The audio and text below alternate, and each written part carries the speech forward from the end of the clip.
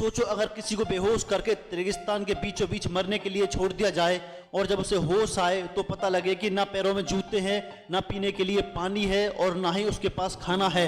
बस है तो सिर्फ एक चीज, दूर दूर तक फैला रेगिस्तान। जरा सोचो ऐसे हालात में 40-50 डिग्री सेल्सियस की तपती धूप में कोई इंसान 71 दिनों तक कैसे जिंदा रह सकता है।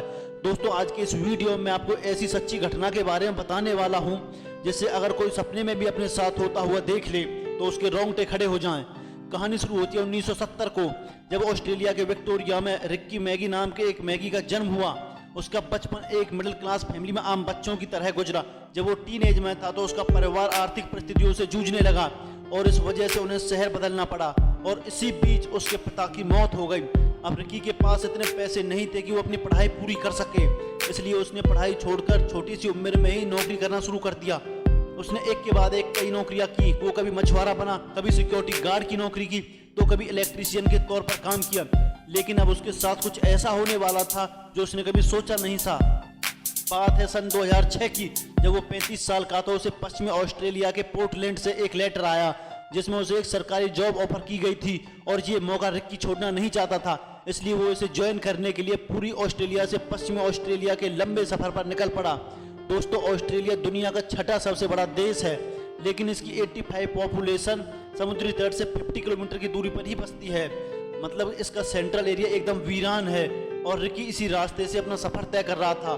तभी उसने बीच रास्ते में 3 लोगों को अपनी खराब कार के पास खड़ा हुआ देखा तो रिक्की ने उनकी हेल्प करने की सोची और उन्हें अपनी कार में लिफ्ट दी। लेकिन उन लोगों की बुरी नीयत से रिक्की अनजान था। उन लोगों ने रिक्की को धोखे से ड्रग्स देकर बेहोश कर दिया। जब उसे होश आया उसने अपने चारों तरफ देखा तो उसने पाया कि वो 45 डिग्री सेल्सियस के तपते रेगिस्तान में एक लाश की तरह पड़ा था। उसका सारा सामान लूट लिया गया था। उन लोगों ने रिक्की के पैरों में जूते तक नहीं छोड़े थे। उसे ऑस्ट्रेलिया के तनामी रेगिस्तान में मरने के लिए छोड़ गए। रिक्की ने दूर दूर तक अपनी नजरें घुमाई, लेकिन उसे ना तो कोई इंसान नजर आ रहा था और ना ही कोई रोड दिखाई दे रही थी। अब रिक्की के पास 2 रास्ते थे, या तो वो वहीं पड़ा रहकर मौत का इंतजार करे या फिर हालातों का सामना करके जिंदा बाहर निकलने की कोशिश करे। वो कई घंटों तक लगातार एक दिशा में चलता रहा। फिर उसे रेत का ऊंचा पहाड़ दिखाई दिया। रिक्की ने उस पर चढ़ के देखा तो उसे एक सीजनल नदी दिखाई दी। उस नदी के बहाव के साथ साथ चलने लगा। इस बीच वो कई बार बेहोश होकर गिर जाता। दोस्तों उस बेहद रेगिस्तान में वक्त गुजारना मौत के आगे दौड़ने के बराबर था, क्योंकि वहां पर दिन में तापमान 45 डिग्री सेल्सियस के ऊपर चला जाता और रात में 10 डिग्री सेल्सियस से भी नीचे आ जाता और ऐसे हालात में बीमार होने के चांस 80% हो जाते हैं। रिक्की ने वहां पर छोटी छोटी गुफाओं में कई ठंडी रातें गुजारी। उसने खुद को बचाने के लिए हर वो कोशिश की जो ऐसे हालात में जरूरी थी। उस वक्त सिर्फ एक चीज थी जो उसके फेवर में थी और वो थी उस वक्त ऑस्ट्रेलिया में चल रहा बरसात का मौसम, जिसकी वजह से उसे छोटे छोटे गड्ढों में पीने के लिए पानी मिल जाता और जब पानी नहीं मिलता तो जिंदा रहने के लिए उसे अपना पेशाब तक पीना पड़ता। यहाँ तक कि खुद को जिंदा रखने के लिए वो सांप, मेंढक, चींटियां, छिपकली और पेड़ों की जड़ों को भी खा जाता था। जैसे जैसे दिन गुजर रहे थे हालात बिगड़ते जा रहे थे। उसके बॉडी का वजन तेजी से कम होता जा रहा था, लेकिन रिक्की ने हार नहीं मानी। वो हर सुबह इस उम्मीद के साथ उठता कि कोई तो उसे दिखाई देगा, कोई तो उससे टकराएगा और उसकी जान बचा लेगा। और इसी उम्मीद के साथ वो 71 दिनों तक ऐसे ही भटकता रहा और 72वें दिन वो भटकता भटकता वीरेन रूबी कैटल स्टेशन के पास पहुंच गया।